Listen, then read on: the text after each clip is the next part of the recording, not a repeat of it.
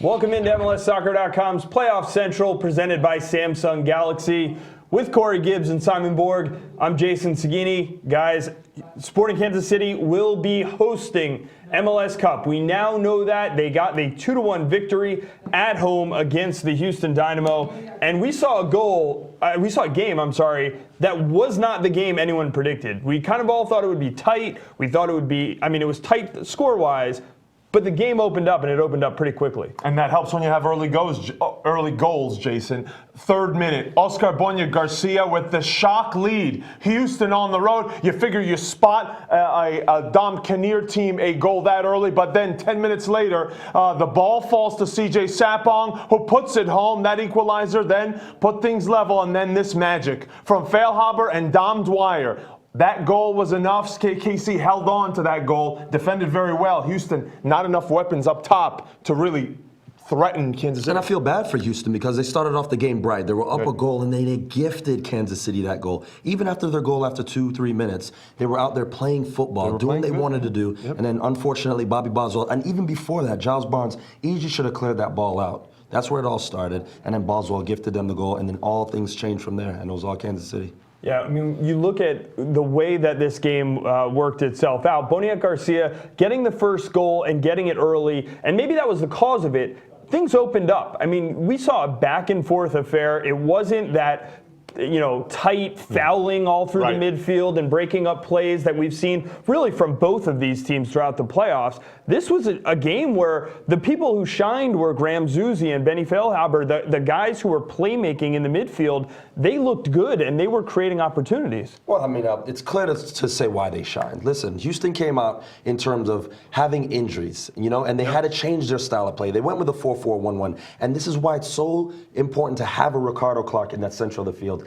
Everything opened up, and it let Graham Zusi and Feilhaber express themselves in the midfield. Yep. Listen, if you have Ricardo Clark there with Cravell, things would have been a lot tighter, and I think it would have been a closer affair in this match. And you saw all game, Feilhaber and Zusi, they attacked the space in front of the defense, in between the defense and Warren Cravell, who just wasn't able to keep up with both of their runs. And then that moment of magic, we talked about it. Kansas City in this game, they couldn't rely on their system, their crosses, their predictable movements on the field. They needed a moment of magic. Was it going to be Zusi? Was it going to be Feilhaber? Feilhaber provided it in the end, and Zusi didn't show up. Feilhaber, we got to credit him. 6 chances created in this game, which is a high for any player on the field by a lot. And something really good to show is that we always talk about Kansas City whipping balls in, getting service in. Both goals coming from the center of the park. Something good to see, and it's going to be huge for them in the finals. Look, we talked about a couple things. We talked about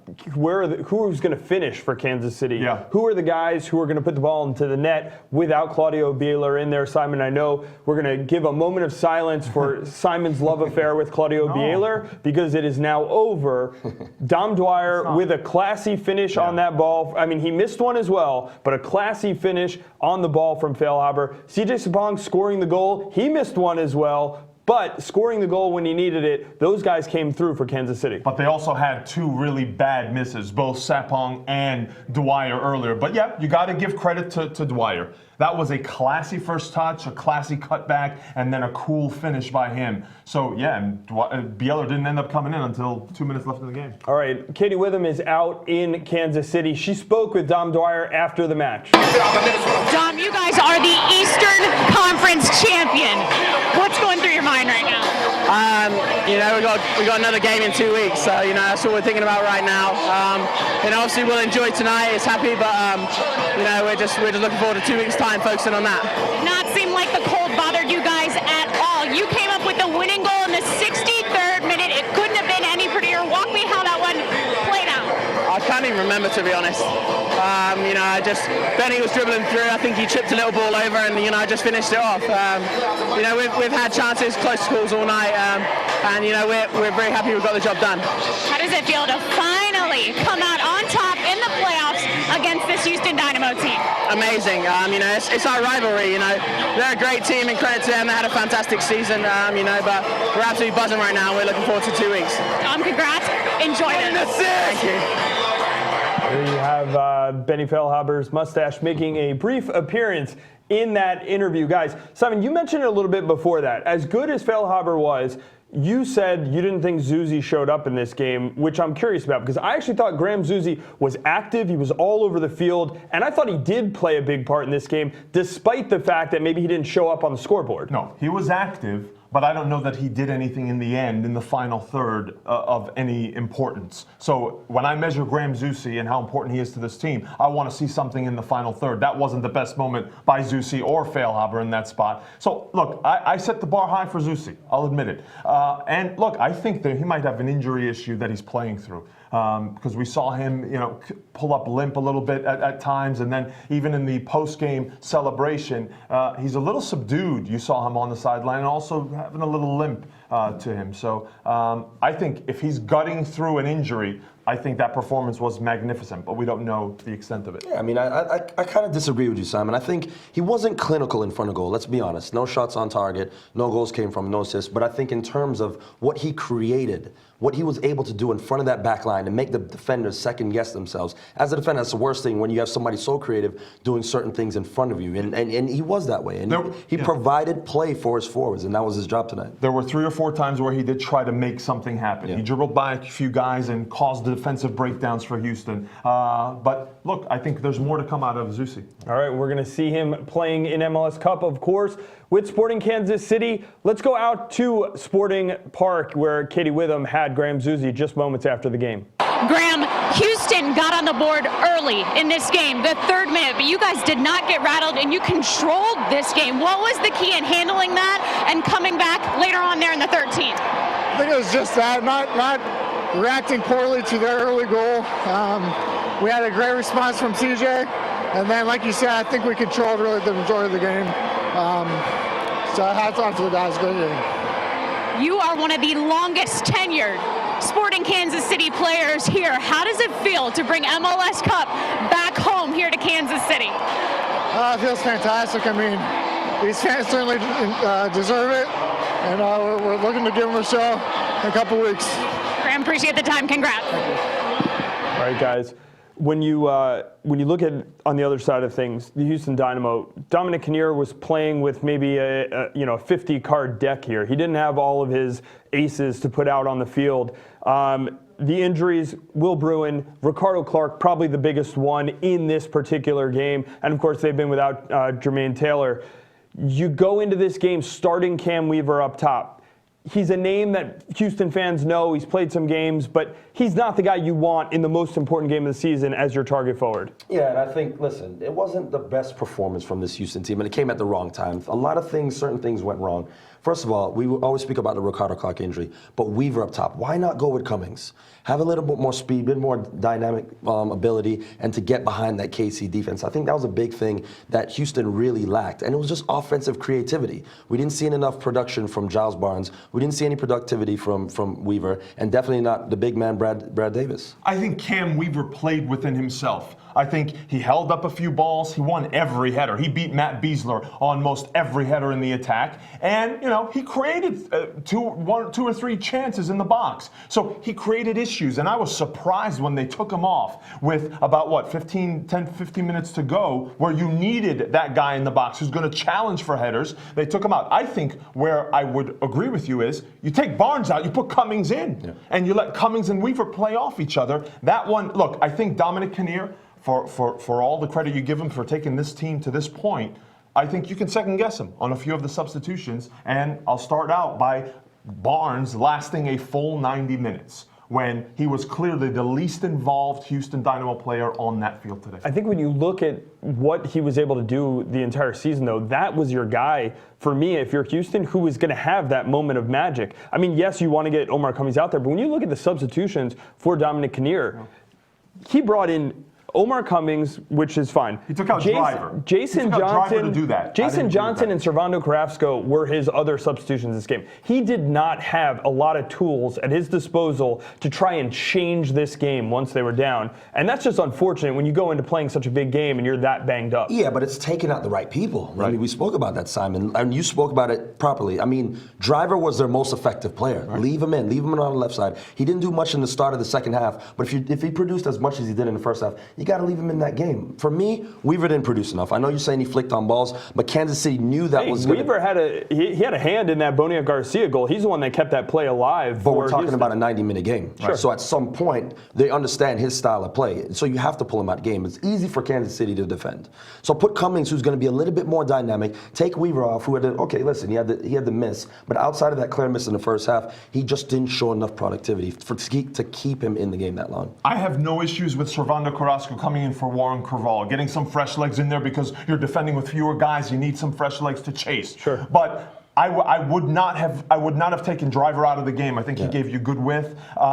Barnes would have come out for me, and Jason Johnson, bringing him in when the game is positioned that way at the end of the game. Johnson needs space to run. I don't like him as a guy in the box. I think that was a sub that I wouldn't have. Simon, we talk about big players coming up at big times for their clubs, and we always knock Graham Zusi lately in terms of Kansas City. The biggest thing for Houston today, where was Brad Davis? Non-existent. And I think that's a big letdown for the Houston Dynamo, and they're going to look back at this one and think that his captain, the big man, should have stepped up today. Yeah, look, the issue at the end for Houston Dynamo, not enough things going on in attack. I mean, not enough offense. The Will Bruin loss hurt them, but you need more. And I think the Houston Dynamo, they were a little hamstrung in terms of the ability to manage their roster, to be able to have other players that can get some substitute a guy like Bruin, so they need more help. Surprised not to see maybe an Alex Lopez come in. I know we've barely seen him, but he may have been one of those players you want to see thrown in there at the end. All right, guys. Well, Sporting Kansas City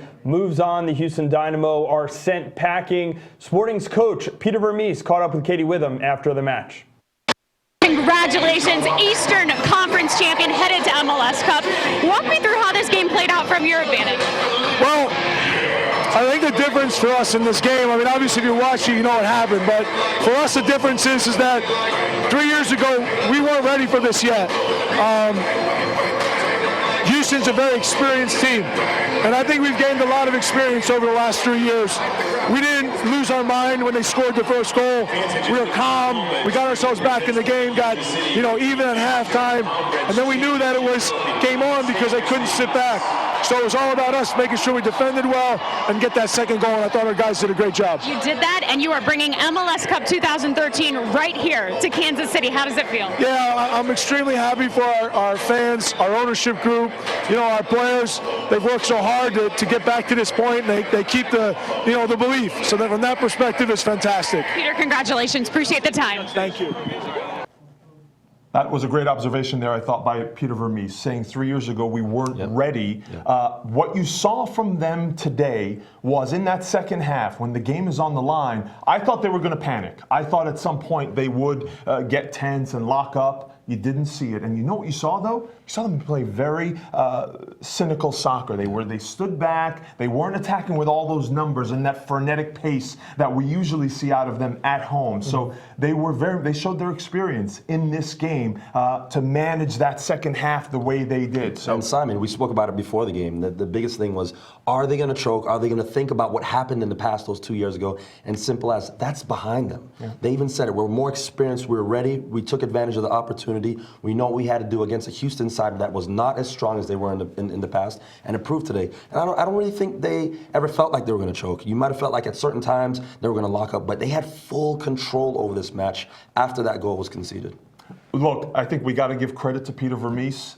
In the end, fans give him a lot of grief over the 4-3-3, how predictable things are, how inflexible he might be. Fans do, or Simon Borg does? Okay, so we got to give him credit here because, in my opinion, Sporting Kansas City, everyone expects them to be in this spot, expects them to be in MLS Cup, but for me, they're overachieving as a club. Well, Peter Vermes, if you look at the squad he's built with draft picks, he's basically built guys like Matt Beasler and Graham Zusi, and he found Aurelien Collin, who's turned out to be a fantastic find. So. CJ Sapong, Sinovic, who they took from the scrap heap in New England, and Chance Myers, who at one point was out of there. And he said just a couple weeks ago, he said Kansas City, in terms of spenders in this league, are somewhere around 16th of 19 teams. He says he wants to put everything in perspective, and I think despite the success, it's time to put this in perspective as well. Peter Vermes has done an unbelievable job to assemble a squad that's now capable of hosting MLS Cup. All right, and they will host MLS Cup as we take a look at the bracket against either Real Salt Lake or the Portland Timbers. Real Salt Lake with a 4-2 aggregate lead headed into the second leg in Portland. Of course, Portland, #1 seed in the Western Conference.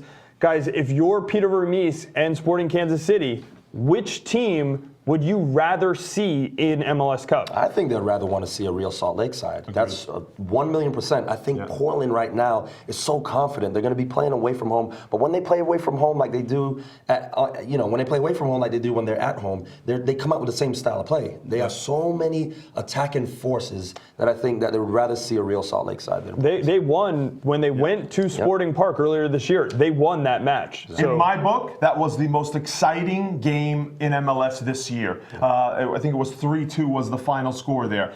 I don't think Sporting Kansas City want any part of the Portland Timbers because if we saw Houston really deficient in their ability to break down Houston, or break down the Sporting Kansas City backline, have enough speed to get in behind. Portland has it and has it in abundance in terms of Nagby and speedsters and the technique. I mean, just so dynamic. You have Ryan Johnson, Wallace. Valeri, who's going to create Nagby on the right. You don't want to go against these people. So I think they're more suited to a Real Salt Lake side. All right, we'll see tomorrow night. Of course, we'll be back here with a live pregame show and postgame show on MLSsoccer.com's Playoff Central, presented by Samsung Galaxy. And we'll have a special guest. I mentioned our goalkeeper exchange program. We've seen the likes of Dan Kennedy. We've seen Kevin Hartman here over the past couple weeks. Now we have Colorado Rapids goalkeeper, one of the top newcomers of the year, Clint Irwin, will be joining us for tomorrow's show, so Corey can get back to the sun of Florida. I know you don't like the cold weather here, guys. Give me some of your final thoughts as we wrap this game up, look ahead to what we know now will be an MLS Cup in Kansas City. Go ahead. Sporting Kansas City winning a game in very unsporting Kansas City-like fashion. Not that frenetic pace, and then coming up with that moment of magic Feilhaber provided it. I think this is a time for Sporting Kansas City also, Simon. I think they're going to come out dynamic. The crowd's going to be behind them. They were electrifying tonight. I think that same type of atmosphere is going to be there for the final for sure. And I think Sporting Kansas City pulls off the final win. All right. If you were watching the open of this game, you saw how amped up the KC crowd was. They had Tech 9 there before the game, I guess doing an opening rap. I think Matt Besler is going to want a chance to maybe rehearse this before MLS Cup. Getting this on the fist bump there. Something we caught. I'm sure Matt Besler caught it. I'm sure his friends will let him know. He's got 2 weeks to rehearse that and get that down for MLS Cup, Matt Besler. We wish you the best of luck. We are wrapping it up here. I want to thank Corey and Simon. Of course, we will be headed to Kansas City for a live 1-hour pregame show ahead of MLS Cup. Guys, that's all we have for Saturday night. One more show here from New York before we head to Kansas City. You can check that out tomorrow night on MLSsoccer.com. Thanks for joining us tonight here on MLSsoccer.com's Playoff Central, presented by Samsung Galaxy.